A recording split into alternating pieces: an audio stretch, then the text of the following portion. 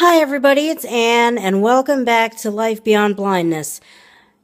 This week's video is going to be a little different. I am going to review an iPhone app, or an iOS app. It's called Creative Studio. If you have YouTube, if you are a YouTuber, Creative Studio is probably a good thing to have. You can see your analytics. You can, in other words, you can see how many views your videos are getting. You can see how much time people are spending watching your videos. You can see what might have happened. Why did that one video not upload? That's what happened to me. I have another channel separate from this, and it's just kind of a random, whatever I want to talk about at that particular time channel. And I had a video that I had tried to upload, and it would not upload. And I had a suspicion about why it wouldn't upload, but I never could really find out for sure until I downloaded Creative Studio. The first thing that I ask myself when I hear about a new app is, does this app work with VoiceOver? This one overall does.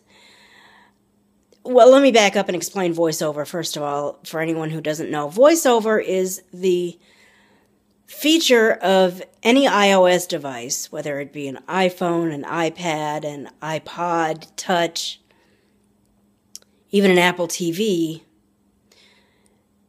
that reads the screen out loud, or that is, reads the text of the screen out loud,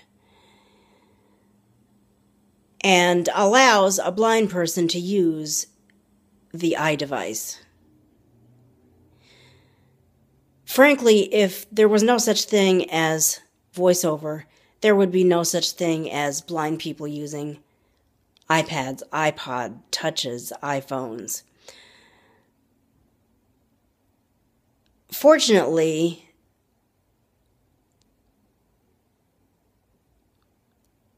was it 10 years ago? 9 years ago? 8 years ago? Apple decided that VoiceOver was a good thing to incorporate in their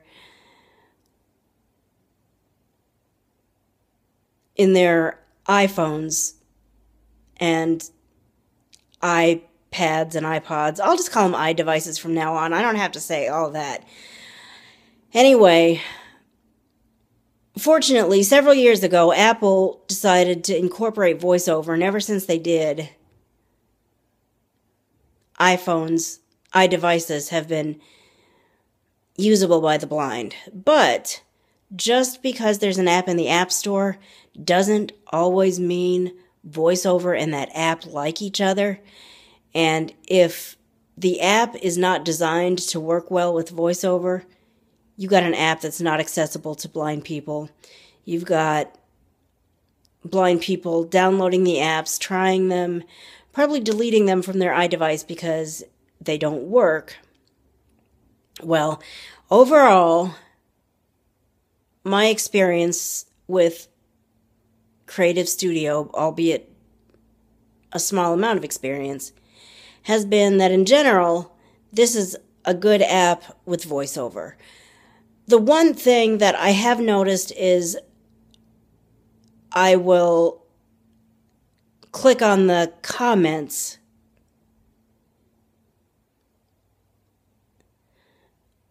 I'll click on the comments section and I'll scroll through, and it'll have like one or two things that VoiceOver does not speak. So apparently that section is not VoiceOver accessible. However, the rest of the app seems really accessible. The analytics are accessible.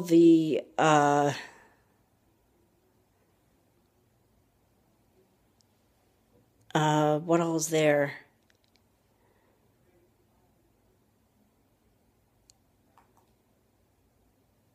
6:41 p.m. If I can get my phone to open, I will just... YouTube folder. 4 YouTube. YouTube. iMovie. Studio. It calls it Studio. It's called Creative Studio. It calls itself Studio. The app is actually called Creative Studio, but it's called Studio when it shows up on my screen. Sometimes apps do that. They abbreviate their names once they're downloaded and installed. Button. Okay, so Signed in as ANV87. it says signed in as ANV87. Now there is an unlabeled button here, and that's unfortunate, but I can go ahead and double tap on that button, which is the equivalent of tapping that button or clicking on that button. Open navigation button. There's open navigation. Open 0 new notifications button. Open 0 new notifications. Analytics. I'm not sure what that means. Analytics. Selected. Overview button. Discovery button. Audience button. Interactive content button. Average view duration last 28 days 1:30. Previous period 1:27 button. So there's 3 minutes more that people are spending watching my channel than there was last month. Subscribers last 28 days 1 up from previous period button. Well, I'm not too excited about that because I happen to know I subscribe to my own channel through a different account. Percent liked versus disliked last 28 days N/A previous period N/A button. Top videos last 28 days. Watch time minutes. How do you do really good videos when you can pause them? 18. Intro to unboxing of first nature box of January. 17. Summary of the unboxing video that, for right now anyway, I can't seem to post. 10. Nature box unboxing with iPhone apps. 2. Sending YouTube messages via iPhone app. 2. Button. It just read a lot, but that's some of the information you can get. By the way, those videos, for example, about sending messages through iPhone apps, sending YouTube messages through iPhone apps, that was a question that I kind of put out there. Hey, does anyone know how to do that? I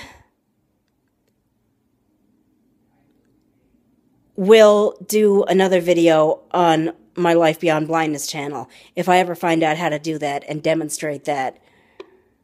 Percent like top videos. And apparently that's... But I'm not going to go back and find it. This open notification button, you can double tap on that, and Analytics. There's analytics, there's overview, discovery. Average view duration, last 28 days. Subscribers. Well, that doesn't look any different from the screen that we just did. I'll tell you what, if I ever decide to do an actual tutorial on this app, I'll do it in a separate video. This video is getting too long, but the point is, if you're worried about accessibility, as of January 28th, 2016, in general, the Creative Studio app is pretty accessible. So,